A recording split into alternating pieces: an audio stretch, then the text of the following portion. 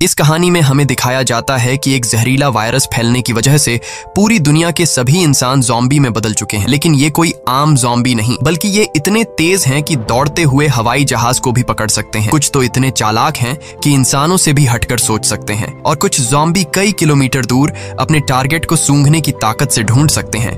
लेकिन इस खतरे से घिरी हुई दुनिया में अब सिर्फ 2 ही इंसान जिंदा बचे हैं। क्या ये दोनों सरवाइव कर पाएंगे या नहीं, जानते हैं आज की इस वीडियो में। कहानी की शुरुआत में हम एक लड़के को देखते हैं जो अपने कमरे में बैठकर टीवी पर कार्टून देख रहा होता है कि तभी अचानक टीवी का सिग्नल चला जाता है और स्क्रीन पर एक इमरजेंसी रिपोर्ट आने लगती है। ये खबर उस लड़के की मुस्कुराहट छीन लेती है। टीवी में बताया जाता है कि दुनिया भर में एक बहुत ही जहरीला वायरस फैल गया है, जिससे इन्फेक्टेड लोग कुछ मिनटों के अंदर भयानक ज़ॉम्बी जैसे बन जाते हैं। ये वायरस बहुत तेजी से फैलता है और पूरी दुनिया इस वायरस की चपेट में आ चुकी है। टीवी में बताया जाता है कि जो भी ये खबर सुन रहा है वो जल्दी से खुद के लिए कोई सेफ जगह देख ले। लड़का ये सब देख ही रहा होता है कि अचानक ऊपर के कमरे से अजीब तरह की आवाज आती है। वो आवाज सुनकर लड़के के गले में सांसें अटक जाती हैं। लड़का धीरे धीरे ऊपर जाकर देखता है तो पता चलता है कि ये उसकी बड़ी बहन का मजाक था। उसके बाद ये दोनों लड़के अपनी माँ के कमरे की तरफ जाते हैं और वहां जाकर ये देखते हैं कि उनकी माँ बहुत परेशान है।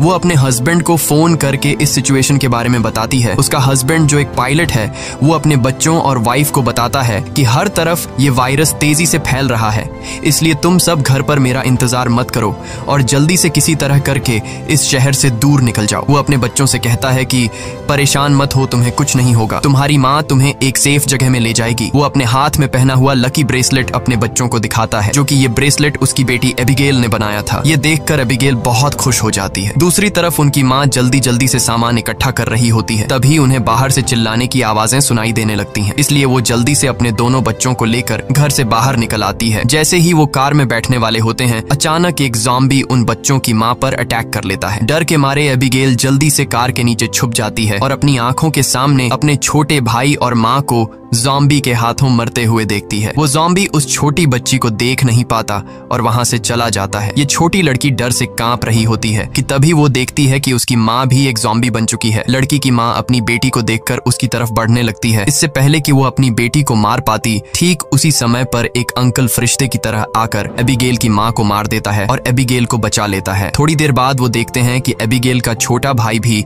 ज़ॉम्बी में कन्वर्ट हो रहा है, इसलिए वो आदमी लड़की को कान बंद करने के लिए कहता है और उसके ज़ॉम्बी बन चुके छोटे भाई को भी गोली मार देता है। अब इसके बाद 10 साल के बाद का सीन दिखाया जाता है और हम देखते हैं कि ज़ॉम्बी वायरस की वजह से इंसानी सभ्यता पूरी तरह से बर्बाद हो चुकी है। कभी रोशनी से चमकने वाले शहर अब वीरान हो चुके हैं और अब तक सारे इंसान या तो मर चुके हैं या फिर ज़ॉम्बी बनकर इधर उधर भटक रहे हैं और सिर्फ 2 ही लोग जिंदा बचे हैं। वो छोटी लड़की एबिगेल जिसे अंकल ने बचाया था, अब वो बड़ी हो चुकी है। उस दिन से लेकर अब तक एबिगेल अंकल जैक की नजरों में पली बढ़ी और जैक ने उसे ट्रेन करके ज़ॉम्बी से लड़ना सिखा दिया है। उस दिन अगर उसकी लाइफ में जैक नहीं आता तो एबिगेल अब तक मर चुकी होती, इसलिए एबिगेल जैक को अपना पिता मानती है। इतने सालों तक जंगल में अकेले रहने के बाद एबिगेल को बहुत ही लोनली महसूस हो रहा होता है। उसकी सबसे बड़ी इच्छा है कि उसे कोई इंसानी बस्ती मिल जाए जहां वो लोगों के साथ मिलकर रह सके, लेकिन जैक को लोगों के बीच रहना बिल्कुल भी पसंद नहीं। रात को जब वो दोनों जंगल में कैंप लगाकर सो रहे थे, तभी किसी की आवाज से जैक की आंख खुल जाती है। वो धीरे से अपने कैंप से बाहर निकलकर देखता है कि तभी एक ज़ॉम्बी जैक पर हमला कर देता है, लेकिन जैक लगातार गोलियां चलाकर उसे मार देता है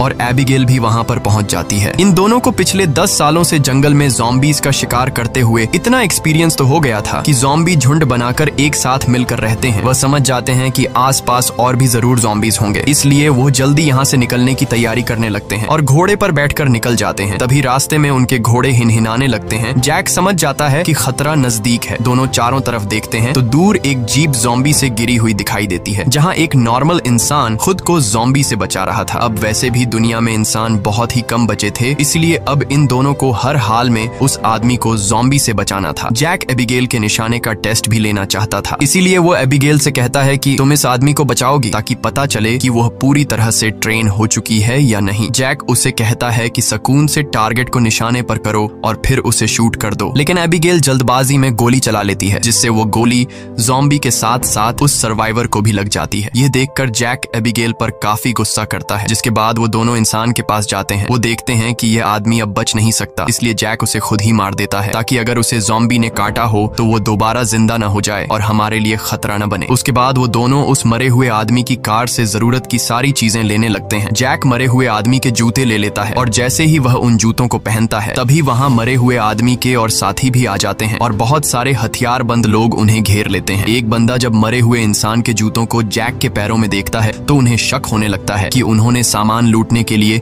उनके साथी को मारा है। जब ये लोग जैसे ही इन दोनों को मारने लगते हैं तभी एक प्रेग्नेंट लेडी कार से उतरती है और अपने साथियों से इन दोनों को छोड़ने के लिए कहती है। तभी काला घोड़ा फिर से इन्हें वार्निंग देता है और अगले ही पल दूर जंगल से तेज आवाजें आने लगती हैं। बहुत सारे ज़ॉम्बी तूफान की तरह चारों तरफ से उनकी ओर बढ़ने लगते हैं। वो लोग इतने तेज रफ्तार से आते हैं कि उन्हें भागने का मौका नहीं मिलता।